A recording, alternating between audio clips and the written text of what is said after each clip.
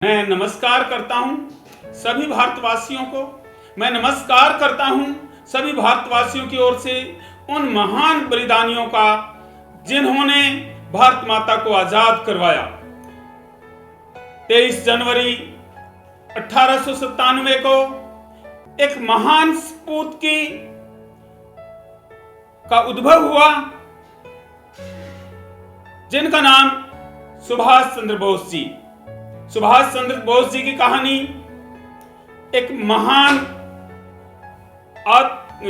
वक्ता, बहुत बड़े शौर्य, बलिदान, साहस, बुद्धि और एक उत्तम वक्ता तथा सर्वोत्तम देशभक्त की कहानी है। इन्होंने शिक्षा प्राप्त करने के पश्चात आईसीएस की परीक्षा पास की, बहुत बड़े अधिकारी लगे, फिर आंदोलन चला स्वदेशी।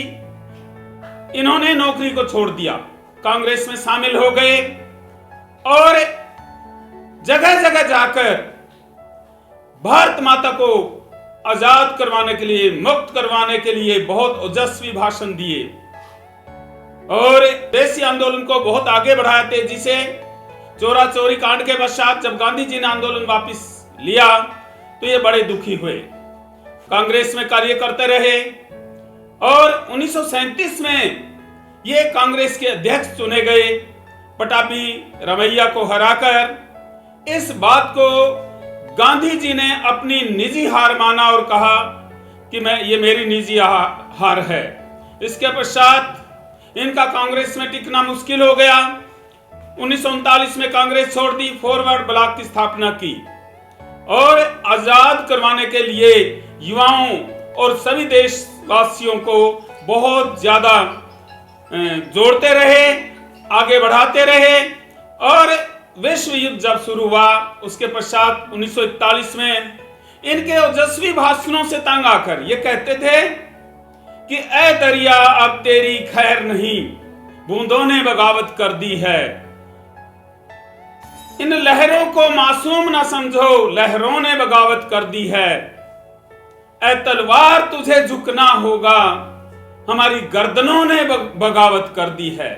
तो इन चीज के सुन के पूरा जो भारतवर्ष के युवा भड़क उठे, खड़े हो गए, बलिदान देने के लिए तैयार हो गए। तंग आकर जो हमारी जो अंग्रेज गवर्नमेंट थी इनको नजरबंद कर दिया। 1941 में वहां से निकल पड़े। नजरबंदी से रसिया, इटली होकर ये जर्मनी हिटलर से मिलने पहुंचे। हिटलर जब बैठे थे, कहां जाने लगा हिटलर, आ रहे हैं महामहिम हिटलर, तो सभी खड़े हो गए, सभी ने सैल्यूट किया। सुभाष जी बैठे रहे। थोड़ी देर के पश्चात फिर अनाउंसमेंट हुई, महामान्य हिटलर आ रहे हैं। सभी फिर खड़े हुए, सैल्यूट किया, परंतु सुभाष जी बैठे रहे। फिर तीसरी बार फिर अनाउंस किया गया हिटलर आ रहे हैं। इस बार सुभाष चंद्र जी बोस खड़े हुए और हिटलर से हाथ मिलाया और बातचीत शुरू की और कहा कि आपने जो हमारे सैनिक, हिंदुस्तान के सैनिक जो ब्रिटेन की तरफ से लड़ रहे हैं उनको मुक्त कर दो। तो हिटलर ने इस बात से मनाही की। तो इसने कहा कि मैं उनमें वो जोश भरूंगा, वो ब्रिटेन के खिलाफ लड़ेंगे, आप एक बार मेरी बात मानकर देखो। तो उसने इनको कहा कि आप एक बार उनको संबोधित करके देखो। तो उन कैदियों को, जो सैनिक कैदी थे, इन्होंने इतना ओजस्वी भाषण दिया कि सभी तैयार हो गए ब्रिटेन के खिलाफ लड़ने के लिए। उनको हिटलर ने आजाद कर दिया। उसके पश्चात ये जहाज में छुपकर तल में बैठकर और फिर पनडुब्बी में आगे जापान पहुंचे। वहां पर इन्होंने भारत को आजाद कराने तथा इंग्लैंड के खिलाफ लड़ने की जो अपनी बात वो रखी। वहां के राजा मान गए और इनको फंड्स देना का वचन दे दिया। सिंगापुर में इन्होंने आजाद हिंद फौज रास बिहारी बोस ने जिसकी स्थापना की थी उसका नेतृत्व संभाल लिया और सिंगापुर में इन्होंने आजाद हिंद सरकार बनाई, आजाद हिंद रेडियो, आजाद हिंद संचार व्यवस्था, आजाद हिंद मुद्रा, इसका प्रचालन किया। और इन्होंने वहां पर कहा कि आजादी बिना खून दिए नहीं मिलती है। इन्होंने प्रपत्र तैयार किया और आमंत्रित किया भारतवासियों को, भाई आओ और अपने खून से इसके ऊपर हस्ताक्षर करो। बिना खून दिए आजादी नहीं मिलती। आजादी तभी मिलेगी जब हम आजादी की बलि वेदी के ऊपर फूलों की नहीं, अपने शीशों से गुथी हुई माला चढ़ाएंगे, तभी हमें आजादी मिल सकती है। तो और इन्होंने कफन लिए, लहराए और कहा कि जो देश की आजादी के लिए आगे आते हैं उनको मैं ये कफन बांटता हूं। ये सुनते ही हजारों हजारों की भीड़ कफन लेने के लिए भागकर आई, आगे बढ़ी, छीना झपटी करने लगी, भाई पहले मुझे, मैं लूंगा। हजारों हजारों युवा और भारतीय आगे आए और आजाद हिंद फौज में शामिल हो गए। और तब इन्होंने एक 80,000 की सैन्य इकट्ठी की। महिलाओं का भी उसमें योगदान नहीं कम था।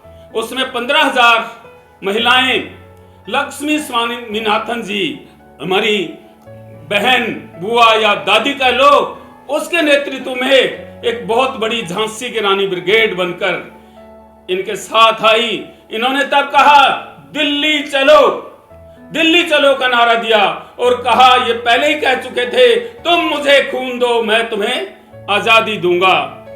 तो इनके ओजस्वी व्यक्तित्व से ब्रिटिश सरकार बहुत ज्यादा तंग आ गई। कुछ ही लोग जो नेतृत्व चाहते थे, केवल नेता बनना चाहते थे, केवल देश में शक्तियां प्राप्त करना चाहते थे, वो इनके साथ नहीं लगे।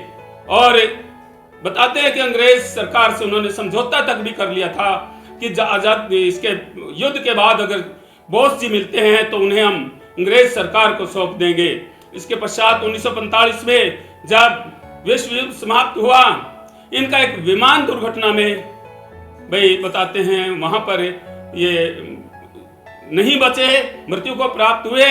ये इनके कामों के कारण ये हर एक भारतीय के मन में बस चुके थे। इन्हें लालसा नहीं थी नेता बनने की, इन्हें लालसा नहीं थी शक्ति की, इन्हें लालसा थी भारत मां को आजाद देखने की। तो इसके पश्चात भाई नेतृत्वहीन हो गई जो आजाद हिंद फौज है वो। उसके पश्चात अंग्रेज फिर कहने लगे कि हम आजादी देंगे, परंतु आजादी देने वाले नहीं थे। लॉर्ड इरविन से एक बार पूछा गया था कि सर्वोत्तम योगदान किसका रहा है भारत को आजाद कराने में, तो उन्होंने कहा हम 47 तो क्या 57 तक भी भारत को आजाद नहीं करते, परंतु अंग्रेज डर गए थे किससे, आजाद हिंद फौज के उन सिपाहियों से, उन हमारी जो सिपाही बहनें थी, वीरांगनाएं थी, उनसे डर गए थे जो बेरोजगार हो गए थे, जिनके पास हथियार थे। और अंग्रेजों ने सोच लिया था कि आजाद हिंद फौज के जो सैनिक हैं वो अगर बचे रहे और अंग्रेजों पे हमला किया तो वो जिंदा जाने किसी अंग्रेज को नहीं देंगे। तो अंततः फिर उनसे डरकर अंग्रेजों ने 1947 को भारत को आजाद किया। तो ऐसे महान बलिदानी को मैं जितनी बार भी आप सबकी तरफ से नमन करूं, जितनी बार भी याद करूं, जितनी बार भी इनको श्रद्धा दूं, जितनी बार भी इनके आगे झुकूं वो कम है। तुम मुझे खून दो मैं तुम्हें आजादी दूंगा। दिल्ली चलो, जय हिंद, जय